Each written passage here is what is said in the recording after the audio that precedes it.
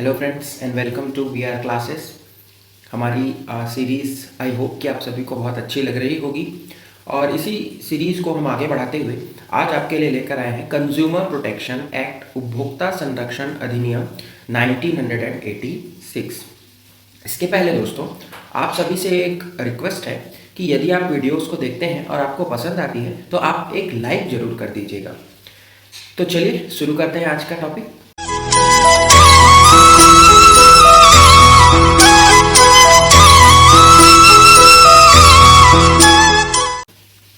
सबसे पहले consumer protection act 1986 को पढ़ने से पहले आप सभी को मैं एक छोटी सी बात कहना चाहूँगा कि देखिए आज का जो युग है वह है गूगल का युग।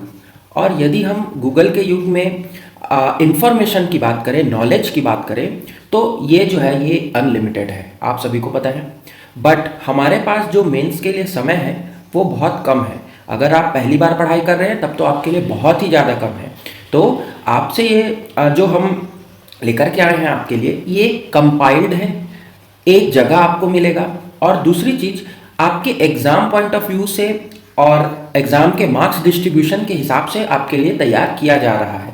तो इसीलिए आपसे ये रिक्वेस्ट है कि आप ज़्यादा भटकाव में ना आ करके केवल चैनल को फॉलो करें और नोट्स जो हम प्रोवाइड कराएंगे उसे अपने शब्दों में या उसी के आधार पर आप अपनी जो तैयारी है उसे चालू रखें। तो बस ये जानकारी आप सभी को देनी थी, बाकी आप अपने स्वविवेक से यह निर्णय ले सकते हैं।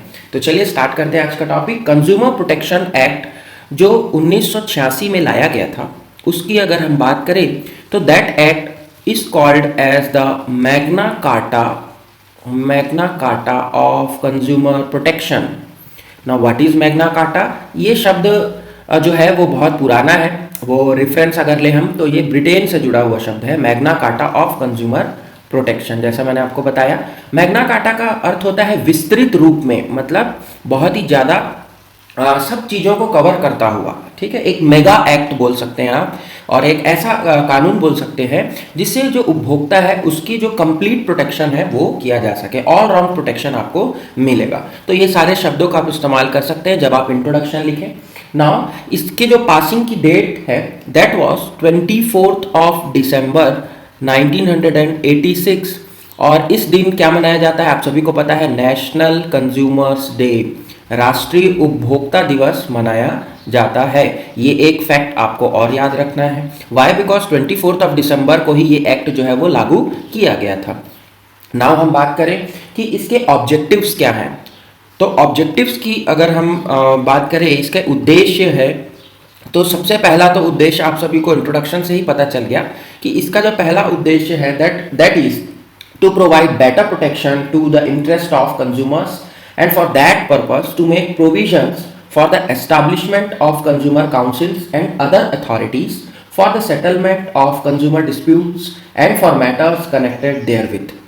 Better अगर मैं समराइज करूं तो better protection of consumers interest, better protection of consumers interest, उपभोक्ता के जो हित है उसकी रक्षा करना, उसकी सुव्यवस्था करना ताकि उसके हितों का हनन ना हो सके।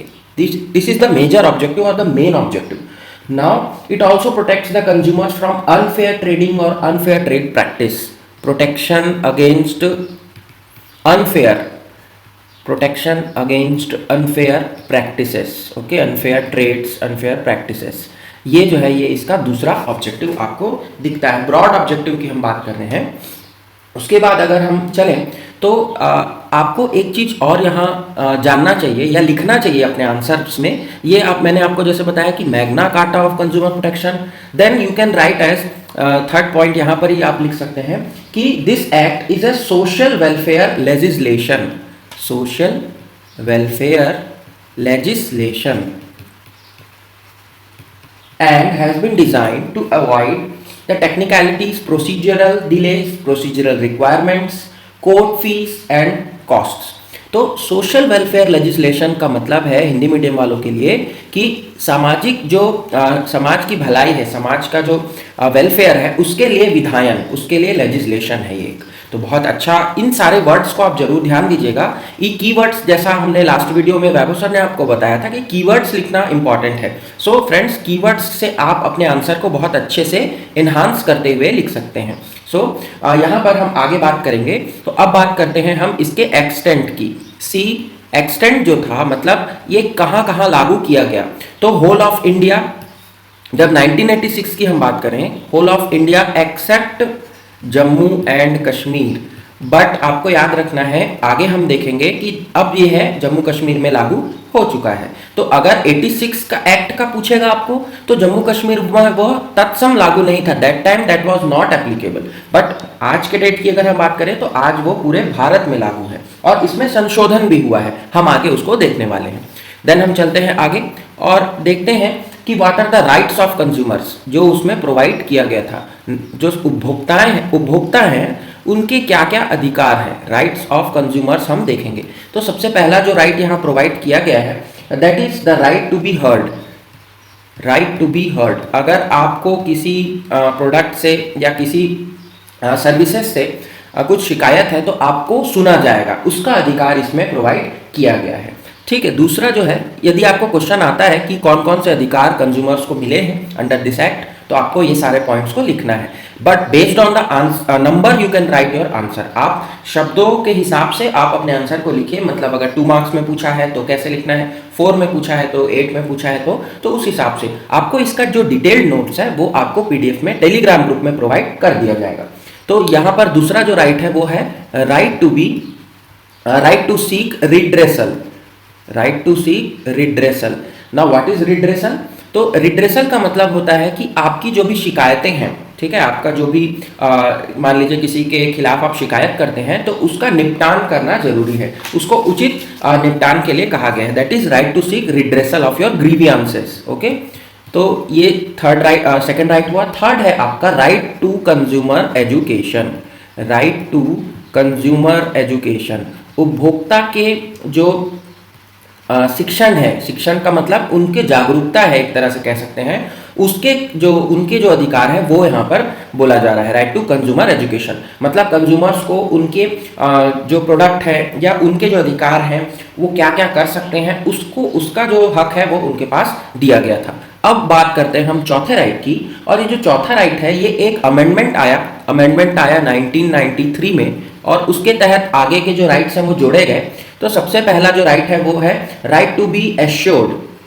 Right to be assured. देखिए, शब्द जो है वो आपके बदल सकते हैं बट अर्थ जो है वो नहीं बदलेगा।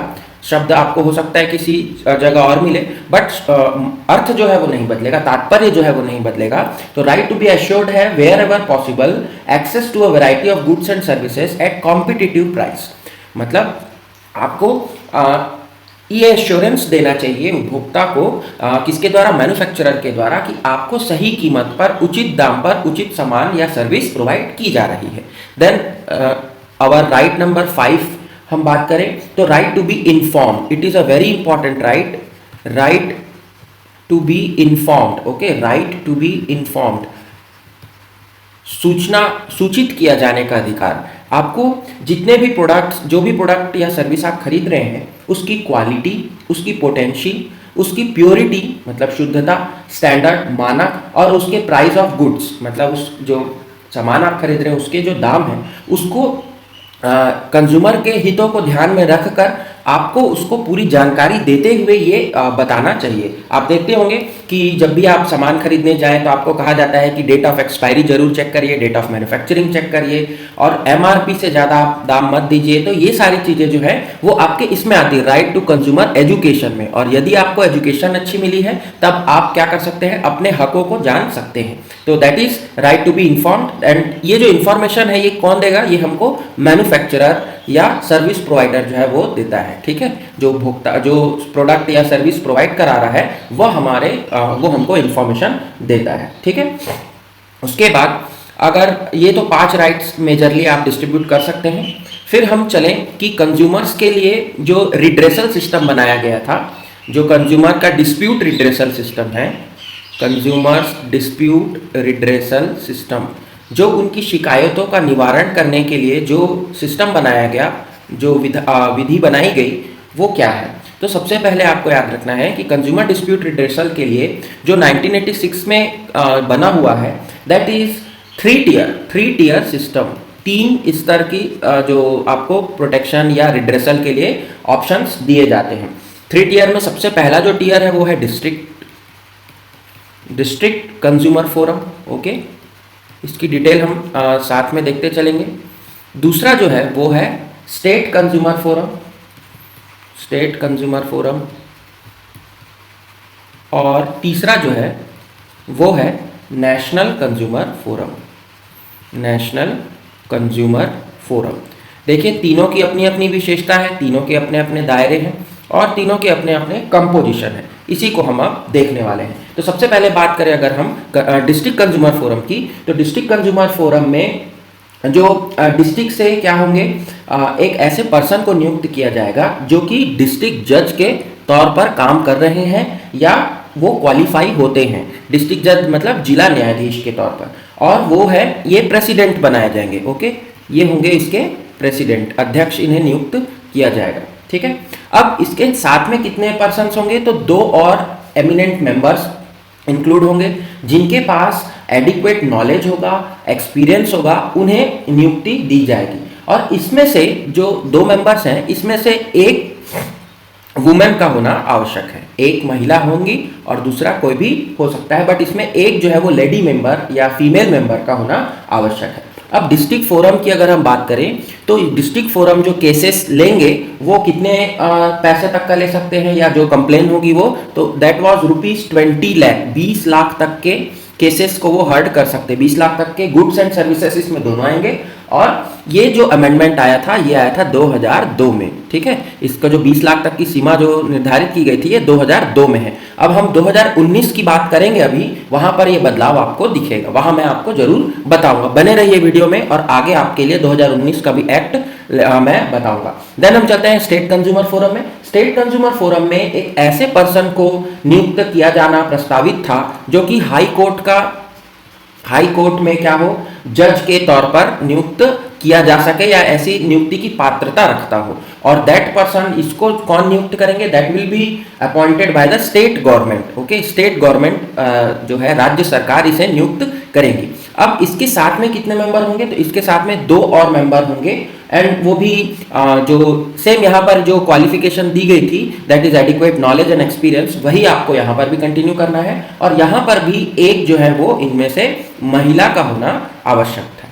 फिर हम बात करें कि लिमिट क्या है, ये जो है ये कितने तक के केसेस को अपने अंडर में ले सकते हैं, तो ये इनकी जो लिमिट है वो है 20 लाख, और 20 लाख से ये कहाँ तक जाएंगे, 1 करोड़ तक जाएंगे। ये भी क्या हुआ था, 2002 के जो संशोधन आया था वहाँ पर ये बातें रखी गई थी। ठीक है, तो स्टेट कंज्यूमर फोरम भी आपको क्लियर होगा, इसमें भी बदलाव है 2019 में, हम आगे देखेंगे। अब हम चलते हैं नेशनल कंज्यूमर कमीशन और फोरम पे। तो नेशनल कंज्यूमर जो फोरम बना हुआ था, कमीशन बना हुआ था, वो है कि एक ऐसे पर्सन को नियुक्त किया जाएगा जो कि सुप्रीम कोर्ट के जज की पात्रता रखते हों या सुप्रीम कोर्ट का जज कभी अपॉइंट किए गए हों। और अब सुप्रीम कोर्ट है तो appointment will be done by the central government, केंद्र सरकार द्वारा इन्हें नियुक्त किया जाएगा। इनके साथ में केंद्र सरकार जब इन्हें नियुक्त करेगी तो ही द गवर्नमेंट विल कंफर्म और the government will be consulted with the chief justice of India. Bharat के मुख्य न्यायाधीश के साथ में परामर्श के साथ ये इस जज की नियुक्ति की जाएगी, इस मेंबर की नियुक्ति की जाएगी। और इनके साथ में 4 मेंबर्स और होंगे, 4 अदर मेंबर्स।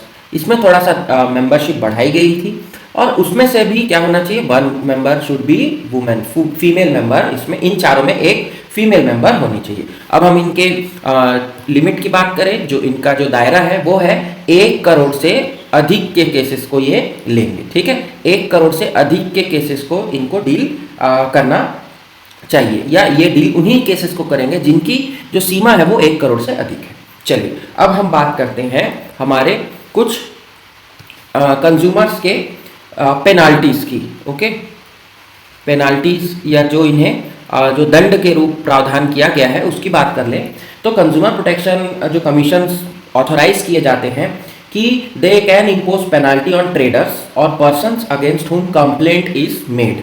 यदि वो जो ट्रेडर है, जो सर्विस प्रोवाइडर है, उसके खिलाफ कोई कंप्लेन होती है और वह कंप्लेन को कंप्लाई नहीं कर पाता, उसका जो है निपटान नहीं कर पाता, उचित मुआवजा नहीं देता, तो उसके खिलाफ 3 साल की सजा, 3 इयर्स की जो इम्प्रिजनमेंट है, ठीक है, इम्प्रिजनमेंट सजा हो सकती है, और या तो उसे फाइन हो सकता है जो कि 10,000 रुपए से अधिक ना हो, या फिर बोथ, दोनों ही दे सकते हैं। इसमें भी बदलाव आया है, हम आगे देखेंगे। तो पेनाल्टीज का भी प्रावधान किया गया था। अब अगर मैं बात करूं कि इन सारे कानूनों जो हम अभी तक जितने भी पॉइंट्स हमने पढ़ा, that was related to year 1986 consumer protection and subsequent amendments, but last year और last to last year, that is in year 2019, Indian जो गवर्नमेंट थी, सेंट्रल गवर्नमेंट, वो लेकर के आई consumer protection act 2019, that was amendment, okay, consumer protection act amendment 2019। अब क्योंकि ये एक्ट बहुत सारी बेसिक चीज़ों को क्या कर दिया, रिप्लेस करा दिया, तो it may be called as the repeal, okay, 1986 वाले को आप रिपील्ड भी बोल सकते हैं। और अब जो कानून चल रहा है या कंज्यूमर प्रोटेक्शन के खिलाफ जो भी दायरे हैं, जो भी इम्प्लीमेंटेशन है, वो कराया गया है 2019 के एक्ट को लेकर के, तो इसे भी देखना अब आवश्यक हो जाता है।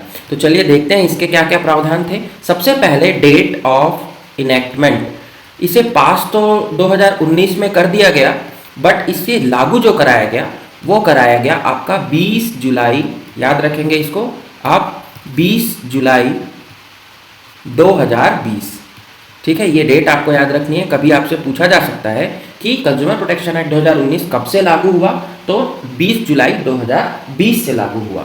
अब ये जो एक्ट है, इसकी विशेषता क्या है, तो ये टाइम कंज्यूमिंग को कम करेगा, समय कम लेगा, जल्दी से जल्दी निपटान कराएगा। दूसरा, ये स्टेट और डिस्ट्रिक्ट, इसको मोर पावर देता है। कैसे देता है हम आगे देखेंगे। स्टेट एंड डिस्ट्रिक्ट जो कमीशन बनाए गए थे, फोरम बनाए गए थे, उनको ये स्टेट एंड डिस्ट्रिक्ट को मोर पावर्स प्रोवाइड कराई गई है इस एक्ट में। देन इसमें अगर हम बात करें तो ई कॉमर्स को भी अब इंक्लूड कर लिया गया है। ई कॉमर्स आप सभी समझते होंगे, आप ऑनलाइन जो शॉपिंग करते हैं वो ई कॉमर्स में आता है, और that e commerce is also included, और that parameter is also included in this new act, क्योंकि आजकल की बदलती दुनिया में ये भी बहुत इंपॉर्टेंट बन जाता है कि आप ई कॉमर्स को भी, कंज्यूमर्स का प्रोटेक्शन वहाँ पर भी दें। अब अगर हम इसके चैप्टर्स की बात करें, चैप्टर्स जो इंक्लूड किए गए हैं, तो इसमें टोटल नंबर ऑफ चैप्टर्स आपको दिखेंगे, that is total number is 8 chapters. Chapter 8 तक इसमें दिखेगा आपको, 8 चैप्टर दिखेंगे। और यदि सेक्शंस की बात करें तो section number 1 to section number 107, इतने सारे जो हैं, एक बहुत ही डिटेल्ड एक्ट आप बोल सकते हैं for the protection of consumers. और इसकी ज़रूरत भी थी, क्योंकि बदलते हुए परिवेश में जो ई कॉमर्स सेक्शन खास करके जो इंट्रोड्यूस कराया गया, और भी इसमें देखेंगे हम कुछ ऐसे इंपॉर्टेंट पॉइंट्स को कवर किया गया है, इसके लिए इतना डिटेलिंग तो जरूरी था। तो अब हम बात करेंगे हमारे एक एक चैप्टर्स की। तो चैप्टर नंबर 1 जो है, ये है आपका प्रिलिमिनरी, जैसा कि सभी कानून में हम देखते हैं, सभी एक्ट्स में, that is definition, extent, enactment, ये सारी चीज़ें इसमें लिखी है। देन हम बात करें चैप्टर नंबर 2 की, तो ये है consumer protection council. Consumer protection council, एक परिषद बनाई जाएगी जो कि उपभोक्ता संरक्षण के काम को करे। तो अगर फर्स्ट चैप्टर में मैं बोलूँ तो 1 और 2 है यहाँ पर सेक्शंस, एंड यहाँ से 3 to 9 सेक्शन आपको दिखेंगे। अब हम अगर बात करें हमारे कंज्यूमर प्रोटेक्शन काउंसिल की, जिसे आप और शब्दों में लिखते हैं CPC, consumer central consumer protection council, तो वहाँ पर इसकी जो नेचर की अगर बात करें तो that is an advisory body, एक क्या है, सलाहकारी निकाय है, एक सलाहकारी निकाय हुआ। उसके बाद इसके जो प्रेसिडेंट होंगे, इसके जो अध्यक्ष होंगे, वह कौन होंगे, तो इसके जो अध्यक्ष हैं वो होंगे हमारे सेंट्रल मिनिस्टर, और you can say the union minister of consumer affairs, union minister of consumer affairs, food and public distribution. ये आपको मंत्रालय आपको पता ही होगा, पब्लिक डिस्ट्रीब्यूशन, ओके। तो ये जो है ये इनके अध्यक्ष होंगे। ना वाइस प्रेसिडेंट की अगर बात करूं तो वाइस प्रेसिडेंट कौन होंगे, तो vice president will be minister of state, राज्य मंत्री जो है इसी मंत्रालय के जो राज्य मंत्री हैं वो होंगे हमारे वाइस प्रेसिडेंट। इनके अलावा जो मेंबर्स हैं वो 34 मेंबर्स और इनमें प्रावधान किया गया है, और 34 मेंबर जो होंगे वो किस में होंगे, वे विभिन्न क्षेत्रों से होंगे, डिफरेंट फील्ड्स। ओके, तो ये इस तरह से आपका क्या होता है, एक सीसीपीसी मतलब सेंट्रल कंज्यूमर प्रोटेक्शन काउंसिल की गठन का प्रावधान किया गया है चैप्टर नंबर 2 में। और इसका जो टेन्योर होगा, इसकी जो टेन्योर होगी, कार्यकाल होगा इसका, वो होगा 3 इयर्स का।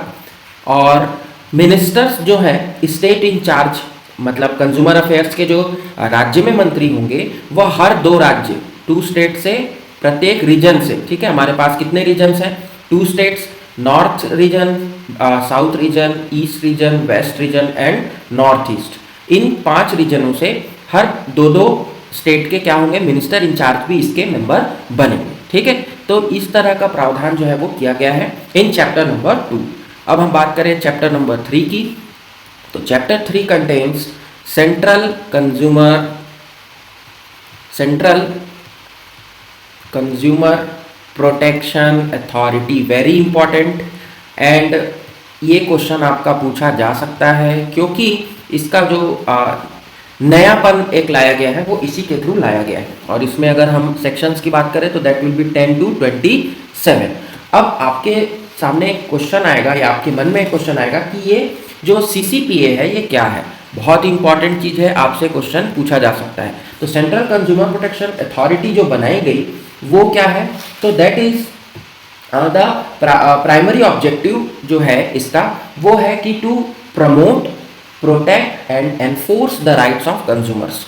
उपभोक्ता के जो अधिकार हैं उनको प्रमोट करना, उनको आगे बढ़ाना, उनके प्रोटेक्शन, उनको संरक्षण प्रदान करना और उनको एनफोर्स कराना, उन्हें लागू कराना, ये इसका मेन काम है। अगर आपको 2 मार्क्स में पूछता है कि what is the objective of CCPA, तो आप ये वाली लाइन वहां जरूर लिख दीजिएगा।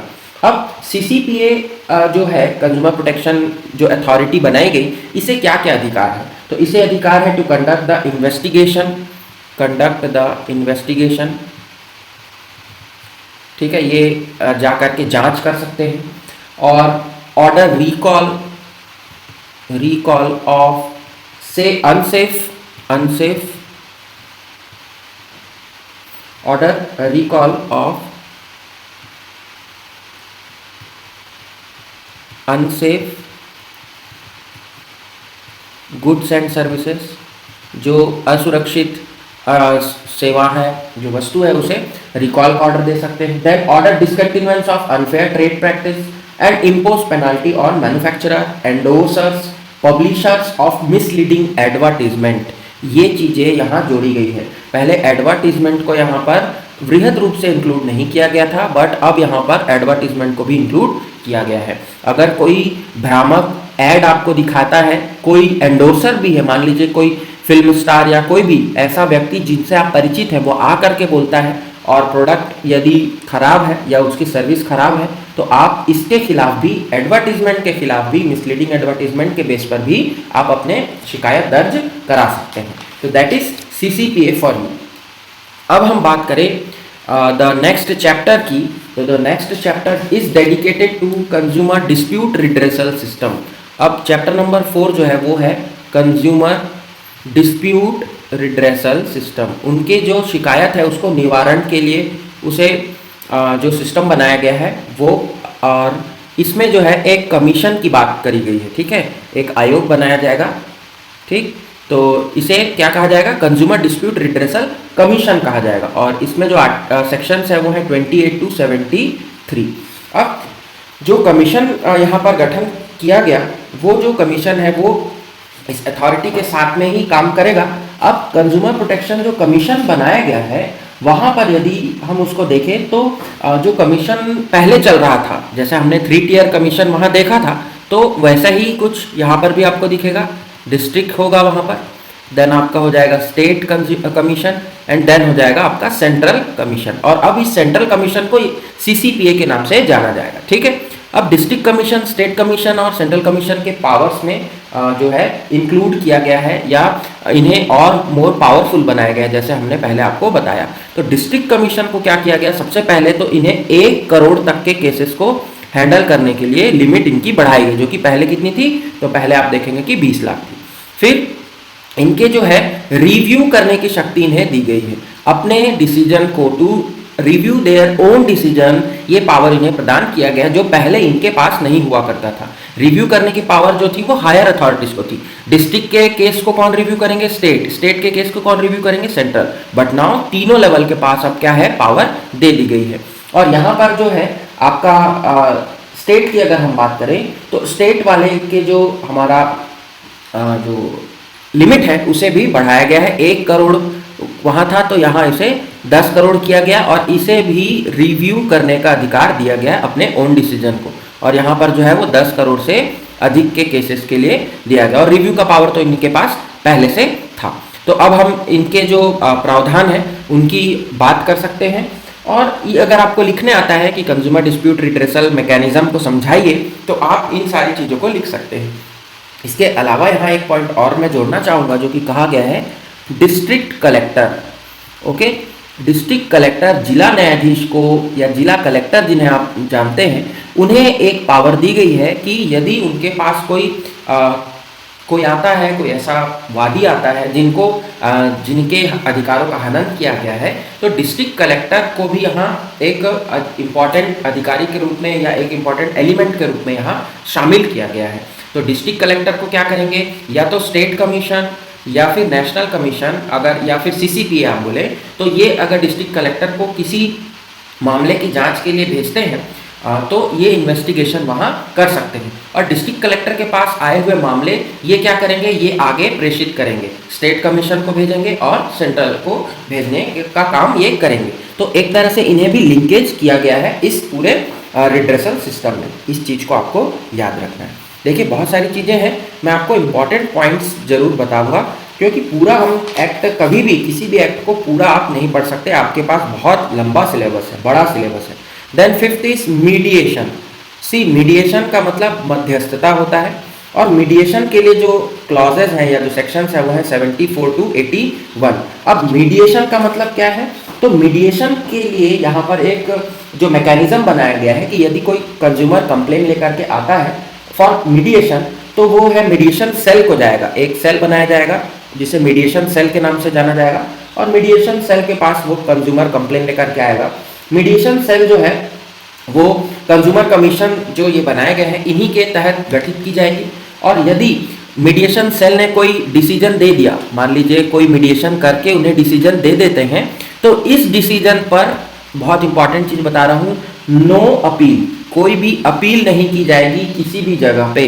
अगर वो मीडिएशन के थ्रू सेटल हो जाता है मामला तो उसके खिलाफ फर्दर अपील नहीं किया जा सकता। ये बहुत इंपॉर्टेंट पॉइंट है, ये भी आपको पूछ सकता है या जानना चाहिए। तो जो मोस्ट इंपॉर्टेंट पॉइंट्स है वो मैं आपको बताते चलता हूँ। Then next is chapter number 6 and chapter number 6 is product liability.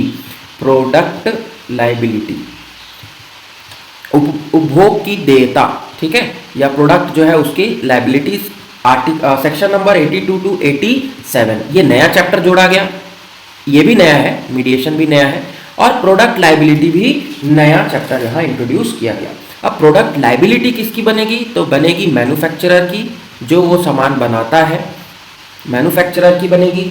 Then product के सर्विस प्रोवाइडर की बनेगी, जो उपभोक्ता जो सर्विस प्रोवाइड करा रहा है उसकी बनेगी। और फिर प्रोडक्ट के सेलर की भी यहाँ जिम्मेदारी बनती है जो उसे बेच रहा है। तो इतने सारे लोगों को यहाँ कवर किया गया है, एक डिटेल्ड चैप्टर बनाया गया है, चैप्टर नंबर 6, जो कि डेडिकेटेड है प्रोडक्ट लाइबिलिटी के लिए। तो आपको याद रखना है, अगर आपके प्रोडक्ट के किसी भी स्टेज पर, चाहे वो मैन्युफैक्चरिंग स्टेज हो, ठीक है, चाहे वो आपका सेलिंग स्टेज हो, चाहे वो आपका वारंटी पीरियड हो, चाहे वो किसी भी तरह से अगर कोई गलत इन्फॉर्मेशन प्रिंट हुआ हो उस पर और ऐसा प्रोडक्ट जो है वो आपके ओरिजिनल प्रोडक्ट से मैच ना करता हो, स्पेसिफिकेशन मिसिंग हो, इन सारी चीज़ों में यहाँ पर लाइबिलिटी जो है वो इन सब की बनेगी और इनके खिलाफ या इनके साथ में उचित कार्यवाही करने का प्रावधान किया गया है। तो ये भी इंपॉर्टेंट पॉइंट है, आपको याद रखना है। Now we will talk about chapter number 7। Chapter number 7 है offences and penalties. Offences and penalties. अब पेनाल्टी उस समय भी प्रोवाइड की गई थी, बट थोड़ी सी क्या थी वहाँ पर, लिबरल थी, या बोलिए कि बहुत कम जगहों को कवर किया गया था। कम जगहों का बोलने का मतलब मेरा ये है कि कई जगह छूट जा रहे थे। जैसे कि एडवर्टीजमेंट का मैंने आपको एक एग्जांपल दिया था। जो ऐड आप देखते हैं अगर वो मिसलीडिंग है तो अब के जो पेनल्टी प्रोवाइड की गई है अंडर चैप्टर 7 वो है कि आपको 2 ईयर्स तक का जेल हो सकता है और 10 लाख तक का जुर्माना आपको देना पड़ सकता है, या दोनों। अब इसमें जो एडवर्टीजमेंट है ये एंडोर्सर को भी दिया गया है। जो ऐड कर रहे हैं उन पर भी जुर्माना ठोका जा सकता है, जो कि पहले ऐसा नहीं होता था, वो इम्यून होते थे, बट यहाँ पर उन्हें भी इंक्लूड कर लिया गया है। तो ऐसा अगर हम देखें तो ऑफेंसेस और पेनाल्टीज को यहाँ पर इंक्लूड किया गया। वैसे तो बहुत सारी चीज़ें हैं, कुछ कुछ जगहों पर है, बट ये इंपॉर्टेंट पॉइंट था जो अलग था, और बाकी सारी चीज़ें तो आपके कॉमन ही है जो कि हमने पहले डिस्कस कर ली। देन हम चलते हैं chapter number 8, that is last chapter and that is miscellaneous. Miscellaneous जो पॉइंट है वो यहाँ पर बहुत सारे मिसलेनियस पॉइंट्स को कवर किया गया है फ्रॉम 94 टू 107। अब मिसलेनियस में विविध जो इनके बातें हैं, जैसे मैं आपको कुछ इंपॉर्टेंट पॉइंट्स यहाँ बता देता हूँ। कंज्यूमर है वो अगर फाइल अपना कंप्लेंट करना चाहे तो consumer can file complaint in electronic form में भी वो अब अपनी कंप्लेंट कर सकता है। क्लियर है, इलेक्ट्रॉनिक फॉर्म में भी कंप्लेंट कर सकता है। दूसरी चीज कि 5 लाख तक के केसेस के लिए अब कोई भी फीस नहीं लगेगी, no fees will be taken, okay, no fees 5 lakh तक के केसेस के लिए। और यदि कोई रिजोल्यूशन लिया गया और जो अमाउंट है वो क्रेडिट हो गई ऐसे उपभोक्ता के खाते में जो कि अनआइडेंटिफाइएबल है, जिसकी जो पहचान है वो नहीं की जा पा रही है या गलत है, तो अनआइडेंटिफाइड कंज्यूमर को यदि कोई अमाउंट क्रेडिट होता है तो वो अमाउंट कहाँ चला जाएगा, वो अमाउंट चला जाएगा एक फंड में जिसका नाम है कंज्यूमर वेलफेयर फंड। ठीक है, कंज्यूमर वेलफेयर फंड, उपभोक्ता कल्याण फंड एक बनाया गया है, यहाँ पर वो राशि जमा हो जाएगी। ठीक, तो ये सारी चीज़ें, ये सारे प्रावधान आपके लिए जो कंज्यूमर प्रोटेक्शन एक्ट 2019 आया वहाँ पर किया गया है। तो ऐसे तो बहुत सारी चीज़ें हैं, बहुत सारी बातें हैं। जो मोस्ट इम्पॉर्टेंट है, जो आपको जानना चाहिए, वो मैंने आपसे डिस्कस किया। अब आपके लिए मैंने एक समराइज चीज़ें बनाई हैं 2003 एक्ट 2000 जो 2 में अमेंडमेंट आया, जो 1986 में था, 1993 में था, उन सभी को कंक्लूड करके और 2019 के एक्ट को कंक्लूड करके मैंने एक आपके लिए समरी शीट तैयार की है। इस समरी शीट को यदि आपको देखना है तो आप टेलीग्राम ग्रुप पर जरूर जुड़े, वहाँ हम आपको शेयर कर देंगे, क्योंकि यहाँ पर बहुत सारी बातें हो चुकी है, अब कुछ चीज़ें आपको शेयर भी की जाएंगी। तो आज के इस वीडियो में इतना ही। आई होप कि आपको कंज्यूमर प्रोटेक्शन एक्ट बहुत अच्छे से समझ में आ गया होगा और 2019 के एक्ट को भी आप जान लिए होंगे। So thanks for joining, thank you very much.